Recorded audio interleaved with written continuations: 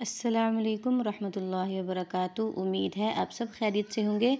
जैसा कि पिछले सबक में मैंने आपको हरकत के बारे में समझाया था, उम्मीद है आप लोगों ने अच्छे से समझा होगा। आज मैं सिखाऊंगी आपको तनवीन के बारे में। तनवीन किसको कहते हैं, तनवीन को आपने किस तरीके के साथ पढ़ना है। आइए सबक को स्टार्ट करते हैं। बिस्मिल्लाहिर्रहमानिर्रहीम। अब देखिए, पीछे जो आपने हरकत के बारे में सीखा था वो था एक ज़बर, एक ज़ेर, एक पेश। ठीक है, उसको कहते हैं हरकत। अगर आपने वो वीडियो नहीं देखी तो आप वो डिटेल में आप उसके बारे में जानें, वो आप पिछली वीडियो में देखें ताकि आप लोगों को समझ आ जाए कि हरकत किसको कहते हैं।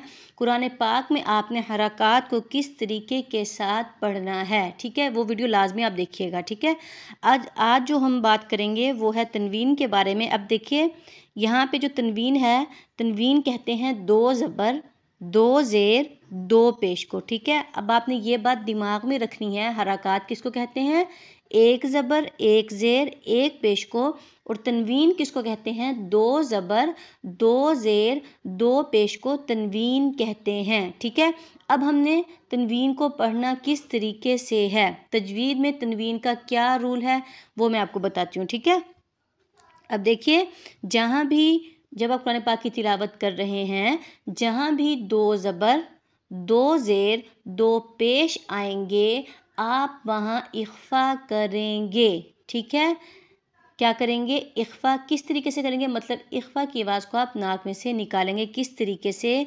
मन, मीन,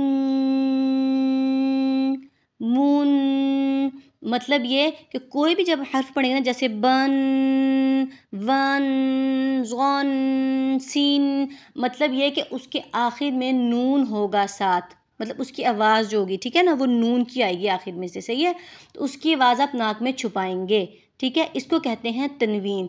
लेकिन आपने हर हर्फ पे तो इख्फ़ा कर लिया, जहाँ भी दो ज़बर, दो ज़ेर, दो पेश आएंगे। ठीक है, लेकिन आपने देखना ये है, अगर आप देखें कि कहीं भी दो ज़बर, दो ज़ेर, दो पेश आ रहा हो, लेकिन आगे उसके हर्फ के साथ, ठीक है, अब ये जो है ना, ये मैं आपको अगली वीडियो में इंशाल्लाह डिटेल में बताऊंगी कि मतलब वो हर्फ किस तरीके से होगा, किस तरह का होगा।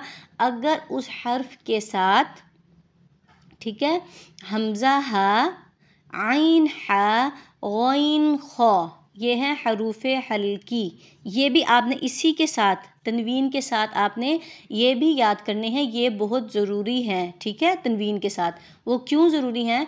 अब आपने जहाँ भी दो ज़बर, दो ज़ेर, दो पेश आएंगे वहाँ पे अपनी इख्फ़ा करना है। लेकिन अगर हमज़ा हा, आइन हा, गौइन खौ, आप ये नोटबुक पे नोट कर लें। ठीक है, आपने ये लिख के रख लेना अपने पास। आपने इसको फिर अपने दिमाग में बिठाना है कि जब भी हरूफ़ हल्की के 6 हर्फ आएंगे, दो ज़बर, दो ज़ेर, दो पेश अगर किसी हर्फ पर है, पहले वाले हर्फ पर, और उससे आगे अगला जो हर्फ है, इन 6 में से कोई एक हर्फ है। जैसे मैं आपको थोड़ा सा मिसाल देती हूँ, जैसे है ना, हिसाबन। ठीक है, अब यहाँ पे हा है। ठीक है, ठीक है, हा है ना हिसाबन पे। लेकिन अब आपने देखना है, इससे जो पहले वाला हर्फ है वो है अतक़ाअन हिसाबा। अब जब हमने अतक़ाअन हिसाबा पढ़ा, अब अन पे तो दो ज़बर हैं, लेकिन हमने यहाँ पे इख्फ़ा क्यों नहीं किया, क्योंकि अन के आगे जो हर्फ है वो है हरूफ़ हल्की का, वो है हा। ठीक है, हमज़ा हा, आइन हा, गौइन खौ। ये मैंने आपको मिसाल देने के लिए फ़िलहाल एक हर्फ से समझाया है कि जब आप देखें कि अगला हर्फ इन हरूफ़ हल्की में से है तो आप वहाँ पे इख्फ़ा नहीं करेंगे। ठीक है, उम्मीद है आप लोगों को समझ आई होगी। अब जो इंशाल्लाह अगली वीडियो में मैं आपको सिखाऊंगी वो इनकी आवाज़ों के बारे में होगा। ठीक है, आपने इनकी आवाज़ों को किस तरीके से निकालना है और किन किन आवाज़ों में आपने फ़र्क करना है, मतलब ये कि जो आवाज़ें मिलती जुलती हैं उनमें आपने किस तरीके से फ़र्क करना है।